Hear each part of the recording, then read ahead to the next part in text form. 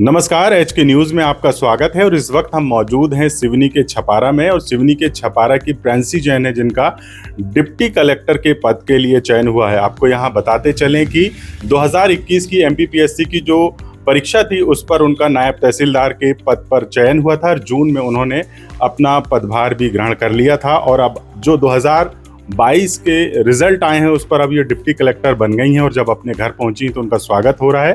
प्रांसी जी, आपका एच के न्यूज़ में बहुत बहुत स्वागत है। क्या कुछ तैयारी रही और किस तरह से मुकाम को हासिल किया वो बताइएगा। मैंने एमपीपीएससी 2019 के साथ ही अपनी तैयारी चालू करी थी। उसके बाद 2019 में मैंने इंटरव्यू दिया है जिसमें मेरा चयन नहीं हुआ। फिर 2021 में मेरा नायब तहसीलदार के पद पर चयन हुआ। मैंने 13 जनवरी को ही नायब तहसीलदार की जो पोस्ट है वो तिरोड़ी बालाघाट ज़िले में ज्वाइन की थी। और उसके बाद 18 जनवरी को मेरा 2022 एमपीपीएससी का रिजल्ट आया जिसमें मेरा डिप्टी कलेक्टर के पद पर चयन हुआ है। कैसे देखते हैं, पहले नायब तहसीलदार बन गए और अब डिप्टी कलेक्टर बने हैं, कैसा लग रहा है? जब हम किसी भी एग्ज़ाम की तैयारी करते हैं तो जो उसका सर्वश्रेष्ठ पद होता है चाह तो उसी की ही होती है। मुझे भी हमेशा से डिप्टी कलेक्टर ही बनना था, पर मेहनत के साथ और धैर्य के साथ समय पे फिर वो भी मिल गया। इसको लेकर कोई कोचिंग की, कहाँ तैयारियां की, किन लोगों ने परिवार के किस तरह से मदद करे?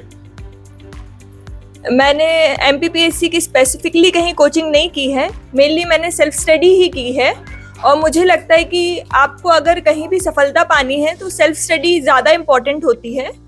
मेरी जो तैयारी रही है उसमें मेरे माता पिता का, मेरे परिवार का, विशेषकर मेरे भाई का और समय समय पर मेरे दोस्तों का भी बहुत योगदान रहा है, क्योंकि कहीं ना कहीं वो भी एमपीपीएससी से जुड़े हुए थे। तो जो मेरी गलतियां थी वो ज़्यादा अच्छे से पहचानते थे और उन्हीं को सुधार कर मुझे सफलता मिली है। क्या कुछ संदेश आप देना चाहेंगे जो स्टूडेंट हैं, जो तैयारी कर रहे हैं एमपीपीएससी की और भी जो पढ़ाई कर रहे हैं, वो आगे अपना कैरियर को लेकर वो तैयारी में हैं, उनके लिए क्या कुछ कहना चाहेंगे आप? मैं सभी से यही कहना चाहूँगी कि आप जिस भी क्षेत्र में सफल होना चाहते हैं तो एक सही मार्ग में तैयारी करना जरूरी है कि उस एग्ज़ाम की, उस फील्ड की डिमांड क्या है। दूसरा, कड़ी मेहनत हमें करनी चाहिए और तीसरा, हमें धैर्य भी रखना चाहिए। कई बार मेहनत के साथ धैर्य रखने में ही सफलता मिलती है। बिल्कुल, ये हमारे साथ प्रांसी जैन थी जो छपारा के वीरेंद्र जैन हैं, उनकी बेटी हैं और जिनका नायब तहसीलदार के बाद डिप्टी कलेक्टर के पद के लिए चयन हुआ है और यहाँ लगातार उनको बधाइयाँ और शुभकामनाएं मिल रही हैं। फिलहाल वो बालाघाट जिले के तिरोड़ी में नायब तहसीलदार के पद पर चयन होकर वहाँ पर पदभार ग्रहण कर लिया था। फिलहाल अब वो डिप्टी कलेक्टर बन गई हैं और लगातार उनको शुभकामनाएं और बधाई मिल रही हैं। जुड़े रहिए एच के न्यूज़ के साथ तमाम लेटेस्ट खबरों के लिए। अभी के बहुत खुशी हो रही है और इसमें बच्ची की मेहनत है, उसकी धैर्य है, सब कुछ उसका है। और सभी को ये कहना चाहूँगा कि सभी लोग आगे बढ़े, सभी बच्चे प्रियांशी से आगे निकले। प्रीति जैन, और मुझे बहुत खुशी हुई और मेरे गुरु का सपना पूरा किया प्रियांशी ने। आचार्य विद्यासागर हमेशा चाहते थे कि प्रशासनिक सेवा पे हमारे बच्चे जाएं और मेरी बेटी ने मेरे गुरु का सपना पूर्ण किया। जैन है, प्रियांशी दीदी घर में सबसे बड़ी है और वो हमारे सबके लिए बहुत बड़ा इंस्पिरेशन है।